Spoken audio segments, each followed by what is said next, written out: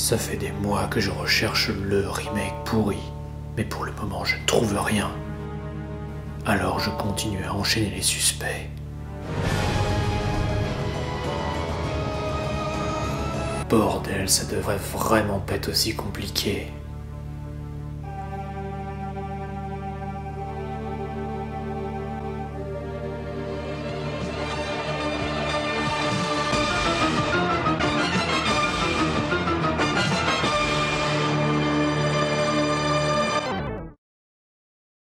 La carrière de Luc Besson, c'est un peu un saut en parachute sans parachute. Au début, on est dans l'avion et tout se passe bien, et donc la qualité des films est au plus haut, et puis...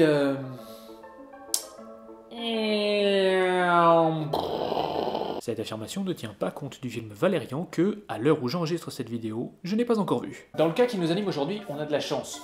Le film central à cet épisode fait partie du groupe des premiers films de Luc Besson à avoir rencontré un grand succès, et parmi ce groupe, c'est l'un des moins connus. Alors, en guise de piqûre de rappel, on va découvrir le film qui se cache derrière Léon ou le cinquième élément, Nikita. Nikita est un film racontant l'histoire rocambolesque d'un personnage qui, par un étrange fruit du hasard, se prénomme Nikita.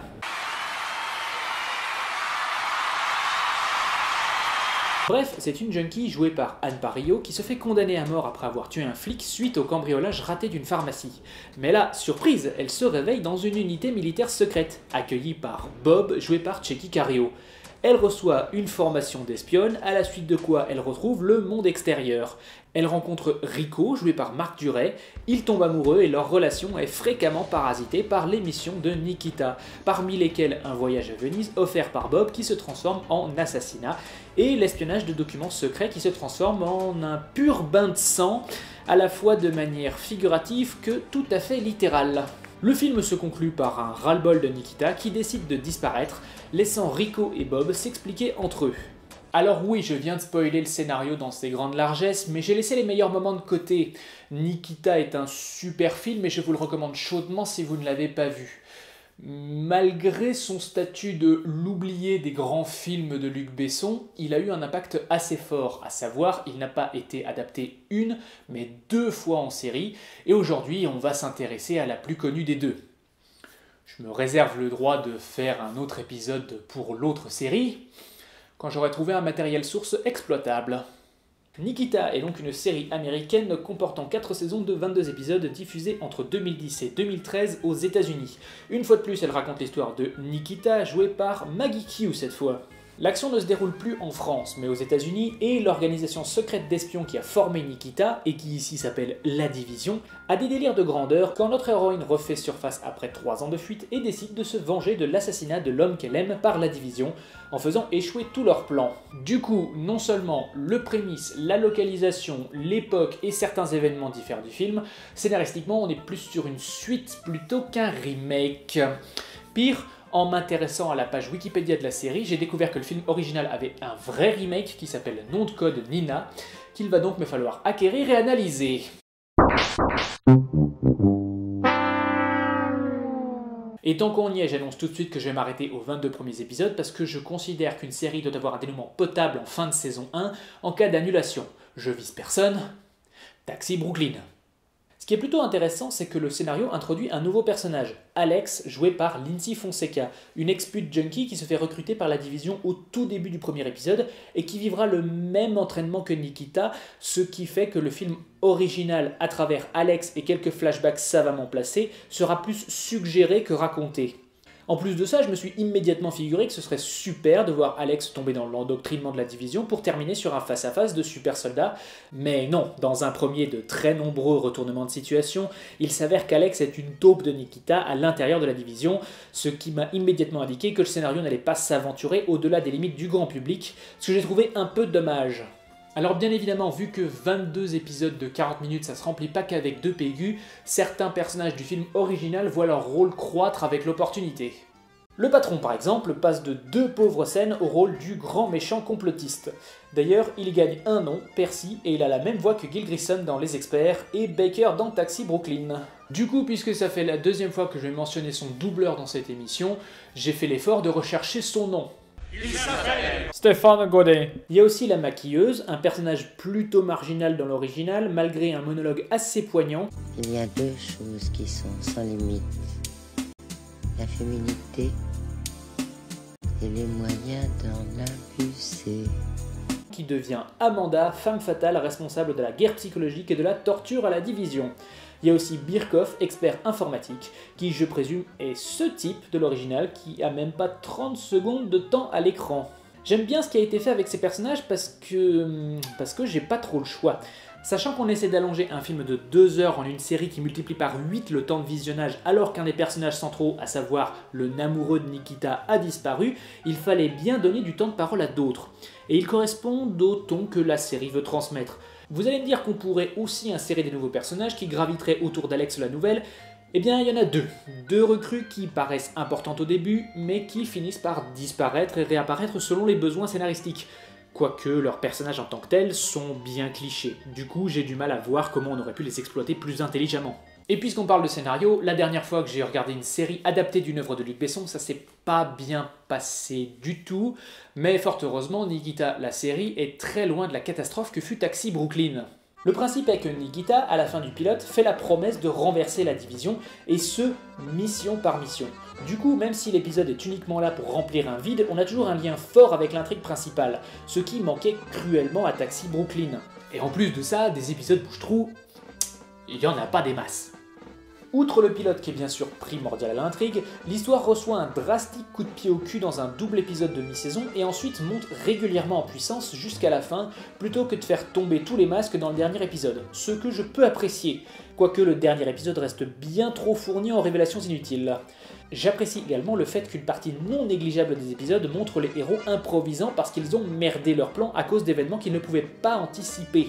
D'une, parce que c'est à prévoir quand deux pégus décident de se frotter au bras armé du gouvernement, et de deux, parce que c'est en résumé le dernier tiers du film original où tout semblait bon sur le papier et puis un tout petit grain de sable a fait dérailler toute la machine.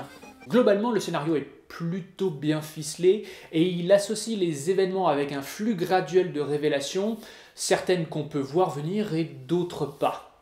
Mais il commet deux erreurs majeures. La première. Pour toutes les louanges qu'on peut faire au scénario, l'épisode final va tout défaire en quelques minutes à base de retournements de situation bien nazes du genre. Ce qu'elle a du mal à comprendre.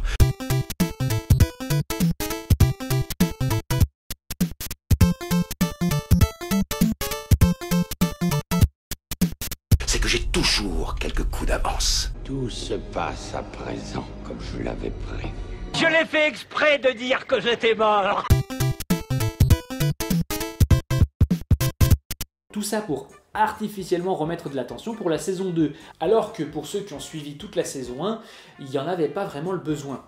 Cette manie qu'ont les scénaristes de faire en sorte que tout le monde soit obligé de trahir tout le monde me sort par les yeux. Mais bon, ici c'est pas au niveau à vomir qu'on peut retrouver dans Les Agents du Shield, où après 15 purges du personnel pour écarter tous les éléments perturbateurs, les héros arrivent encore à se faire trahir et ça les étonne même plus. Tiens, à propos de pas les étonner, le deuxième problème majeur de la série, c'est que les personnages sont écrits comme des putains de robots. Il n'y en a pas un seul qui est autorisé à avoir une émotion. Même quand ils chialent, ils sont obligés de tirer la gueule. Contrastez ça avec le film original où la gravité des situations est exacerbée par les émotions qu'apportent les acteurs à leurs personnages. Nikita, pour prendre un exemple, doit apprendre à maîtriser ses émotions sous peine d'être éliminée. Mais quand la situation devient trop tendue, elle se remet à chialer, un peu comme si c'était, disons, un être humain. Même Jean Reno, ici dans le rôle d'un nettoyeur impassible, peut au moins jouer la surprise quand les choses tournent pas rond. Mais qu'est-ce que tu vas faire là? Nettoyez vos conneries. Putain, mais vous l'avez même pas buté! A contrario, le nettoyeur de la série, lui, reste motus et bouche cousue, impassible et sous contrôle, même après s'être pris une rasade d'acide dans la gueule, alors qu'il devrait chialer comme une chochotte face à une araignée. C'est ce genre de choses qui te donne parfois l'impression que la série est une parodie des scénarios complotistes mis en place par des espions surhommes. Mais après, on se retrouve avec des scènes de baston entre donzelles dans une cuisine et on se rappelle que les scénaristes sont de loin pas assez subtils pour ça. Et ce manque de subtilité, fatalement, il finit par gêner. Même si l'action en tant que telle n'est pas forcément prévisible, la structure narrative, elle l'est. Le motif en filigrane, c'est qu'il faut rester dans les limites de ce que le grand public peut accepter, en particulier dans les épisodes de remplissage. En pratique, ça veut dire que les héros sont rarement en danger plus de 2 minutes, les méchants qui auraient une toute petite tendance à devenir gentils finiront par le devenir, et puis on rajoute une bonne grosse dose de sentiments à l'eau de rose, en plus d'en recycler une partie non négligeable du film pour les transposer au personnage d'Alex. Et bingo, certains épisodes réussissent le tour de force d'avoir des événements imprévisibles tout en restant insipides dans leur moelle. Vous constaterez que dans tout ce merdier, je n'ai jamais parlé du remplaçant de Tchéky Karyo, et c'est parce qu'il synthétise toutes les critiques que j'ai pu faire jusqu'ici. C'est la tête couronnée du royaume des tire-la-gueule, ce qui contraste d'ailleurs à 1000% avec la performance de Karyo, mais ça s'explique avec son background qui n'existait pas dans le film original, qui en pratique rend flou donc un épisode insipide parce que son histoire est générique au possible. Et bien entendu, puisque Nikita lui sauve la vie dans le pilote, je vous laisse deviner son alignement à la fin de la saison 1. On se retrouve donc avec une série qui est loin d'être prévisible, mais qui a quand même du mal à s'aventurer au-delà de ce que le grand public peut supporter. Et malgré ce que je viens de dire à propos du contraste entre la série et l'original, dans un sens, ça colle plutôt pas mal à l'esprit du film de Besson. Le film de Luc Besson résonne plus parce qu'il est porté par de meilleurs acteurs et que l'histoire est bien plus terre-à-terre vis-à-vis de ses péripéties et du métier d'espion en général. Mais dès qu'il y avait quelque chose d'un poil choquant à montrer, le film aimait bien utiliser le petit subterfuge et globalement limiter les mares de sang, alors que pourtant des morts, il y en a dans le film. C'est probablement une décision des producteurs qui voulaient toucher le plus grand public possible, mais je trouve que ça renforce d'une façon assez curieuse le lien de parenté entre le film et la série. En définitive, le film original a plus d'impact que la série grâce à son jeu d'acteur, mais aussi son format plus compact, qui fait que, un peu comme Taxi Brooklyn, la comparaison était un petit peu maladroite pour commencer. Nikita, la série, a des failles à peu près tous les niveaux, mais pas suffisamment énormes pour briser l'envie de regarder l'histoire, en tout cas de la saison 1, jusqu'au dernier épisode, enfin, jusqu'au cliffhanger super maladroit, qui personnellement ne m'a pas donné envie de regarder la saison 2, malgré les nombreux éléments scénaristiques non résolus. Et je peux annoncer avec certitude que les saisons suivantes partent en latte de manière assez spectaculaire, rien qu'en lisant les résumés sur Wikipédia. C'est une assez bonne tranche de rigolade si vous avez envie, et du coup je me demande comment ils ont réussi à garder un ton sérieux avec un prémisse pareil. Mais bon, comme dit, à cause de ce cliffhanger bien pourrave, j'ai pas vraiment la motivation d'aller vérifier, ce qui fait que, en définitive, je recommanderais pas exactement Nikita. C'est pas mauvais, hein, loin de là, mais c'est beaucoup trop générique et insipide pour mériter votre attention sur 4 saisons.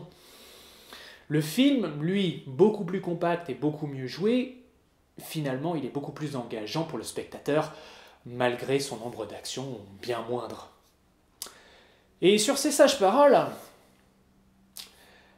en hommage à la série, cet épisode va se terminer sur un cliffhanger à 2 ronds. Oh putain, ça y est. Je crois qu'on l'a trouvé. Le remake tout pourri.